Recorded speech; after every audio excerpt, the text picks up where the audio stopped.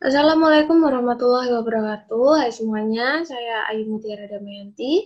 Di sini saya akan menjelaskan tentang sistem informasi manajemen itu bab 5, yaitu sumber daya komputasi dan komunikasi.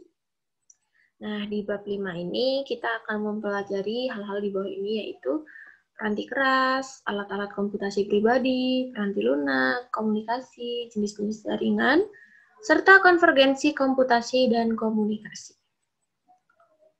Yang pertama itu ada peranti keras, ada prosesor, nah, lalu ada memori, kemudian ada kapasitas penyimpanan, kemudian ada alat-alat input. Nah, kayak contohnya alat-alat input tuh kayak keyboard, mouse, gitu segala macam. Itu kayak yang terkenalnya itu. Terus ada alat-alat output yang kita tahu itu pasti itu monitor sama printer. Terus yang selanjutnya ada multimedia. Multimedia, evaluasi alat input dan output adalah menuju ke arah multimedia, penggunaan lebih dari satu media pada saat yang sama.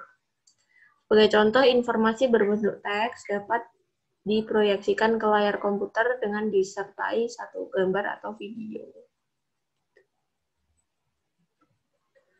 Kemudian ada alat-alat komputasi pribadi, ada 4 ya, telepon seluler dengan pesan dan video interaktif, telepon seluler cerdas, jaringan rumah, keamanan komputasi rumah.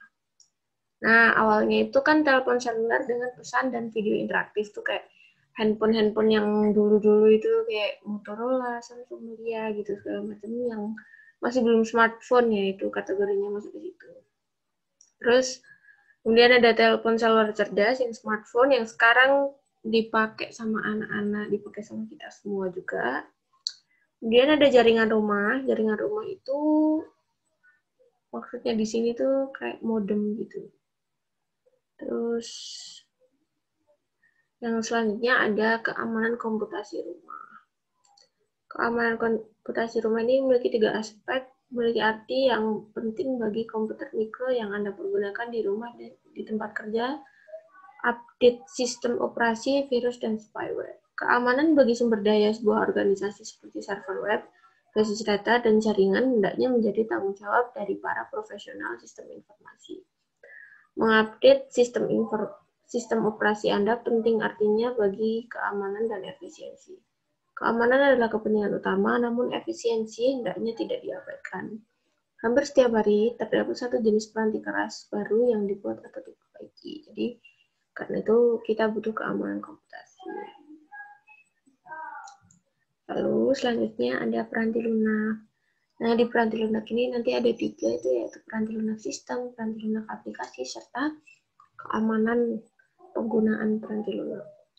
Nah, peranti lunak sistem itu atau yang biasa disebut sistem software atau peranti lunak sistem operasi menjalankan tugas-tugas mendasar yang dibutuhkan oleh seluruh pengguna dari satu komputer tertentu. Kemudian ada peranti lunak aplikasi. Peranti lunak ini biasanya memperkenankan pengguna melakukan penyesuaian-penyesuaian kecil mudah menyesuaikan terhadap kebutuhan-kebutuhan khusus yang mungkin mereka miliki. Nah, ini peranan peranti lunak yang mudah digunakan pengguna yang ketiga itu. Jadi kayak dialog yang dipandu untuk mengarahkan pengguna sehubung dengan data yang dibutuhkan itu.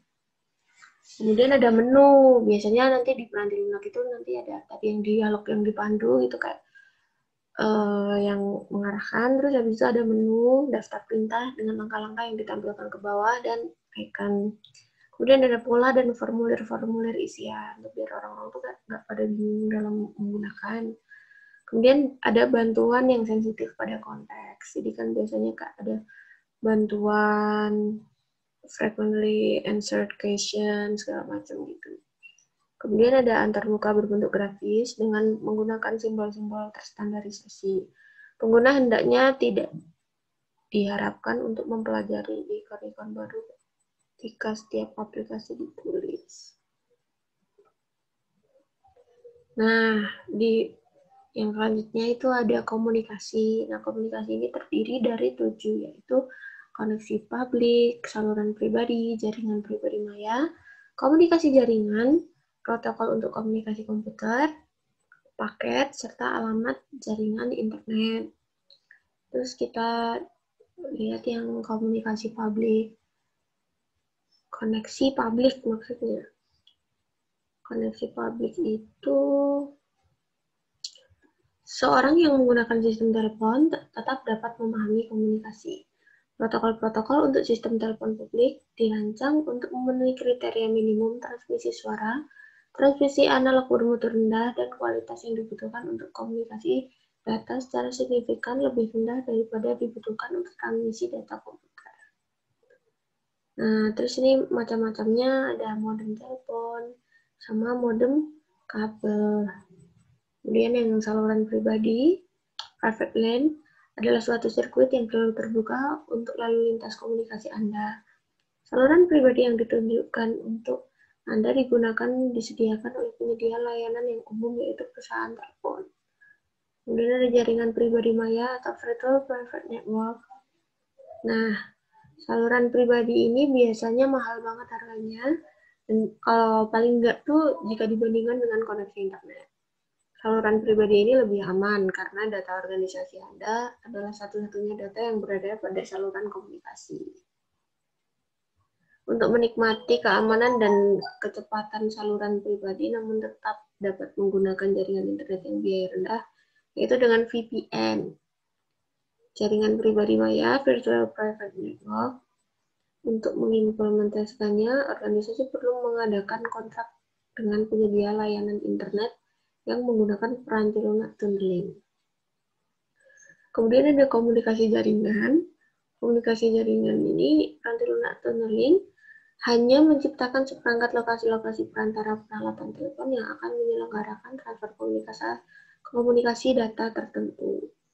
Privasi tetap dijaga karena tunnel tersebut tidak dibuat kecuali jika komputer pengirim dan penerima saling mengonfirmasikan kebenaran masing-masing. Kemudian ada protokol untuk komunikasi komputer. Nah, pada awalnya tuh komputer tidak dirancang untuk berbagi data dengan komputer lain, dan hanya dengan terminal-terminal. Terminal adalah suatu alat yang tidak memiliki ruang penyimpanan atau prosesor. Terminal hanya menyediakan alat masukan dan menampilkan data bagi komputer.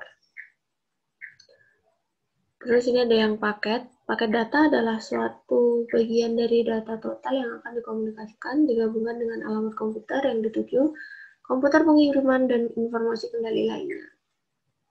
Kemudian ada alamat jaringan internet. Untuk menjalankan paket-paket melalui jaringan, setiap komputer yang menangani paket data harus memiliki suatu alamat yang unik. Ketika menjalankan paket-paket di internet, maka akan dipergunakan alamat IP. Alamat IP adalah 4 bagian kumpulan angka yang dipisahkan oleh titik. Nah, terus ada jenis-jenis jaringan, itu ada local area network, metropolitan area network, wide area network, intranet, internet, extranet. Mulai dari yang lokal dulu, kalau yang lokal itu kayak kecil gitu, jaringan kecil gitu. Terus ada metropolitan area network atau MTN, itu lebih besar dari lokal, cuman dia masih di bawahnya internet. Terus ada wide area network, ini yang lebih besar lagi dari metropolitan, tapi masih di bawahnya internet juga. Terus kemudian ada internet. Internet ini yang kita tahu sekarang ya, internet gitu. Terus ada intranet. Kalau intranet ini kayak biasanya buat satu organisasi gitu, dan yang bisa menggunakan hanya orang-orang di dalam organisasi tersebut gitu. Kayak membatasi akses ke sumber daya komputer hanya pada kelompok orang terpilih yang ada di organisasi, enggak semuanya. Kemudian ada extranet. Nah, kalau extranet ini, kalau tadi intranet itu cuma beberapa orang, extranet itu beberapa pengguna dalam suatu jaringan yang memiliki otorisasi bisa jadi berada di luar batas perusahaan, bisa berada di luar batas organisasi itu, tapi tetap bisa pakai internetnya, namanya jadi extranet. Koneksi ke pengguna di luar perusahaan kemungkinan besar akan dapat dilakukan melalui internet. Ketika intranet diperluas untuk mencakup pengguna-pengguna di luar perusahaan, maka disebut extranet. Jadi itu extranet itu pengembangan dari intranet.